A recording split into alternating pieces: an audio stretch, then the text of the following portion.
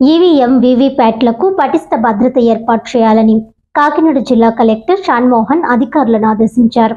Kakinada collectorate వద్ద ఉన్న EVM VVPAT గోదామును శుక్రవారం జిల్లా కలెక్టర్ షాన్మోహన్, రాష్ట్ర ఎన్నికల కమిషన్ అసిస్టెంట్ సీఈఓ, రాష్ట్ర ఈవీఎం నోడల్ అధికారి పి తాతబ్బాయి, రెవెన్యూ, ఎన్నికలు, పోలీస్ శాఖల అధికారులతో కలిసి పరిశీలించారు.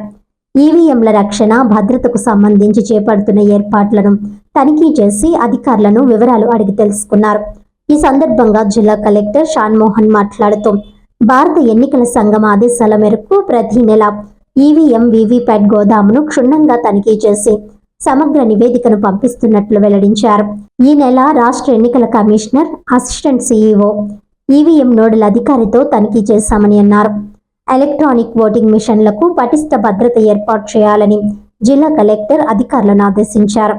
ఈ కార్యక్రమంలో RDO S Mallibabu, Kakinada urban tahsildar V Jitendra, collectorate ఎన్నికల డిప్యూటీ తహసీల్దార్ ఎం జగన్నాథం, ఇతర ఎన్నికల సిబ్బంది తదితరులు పాల్గొన్నారు.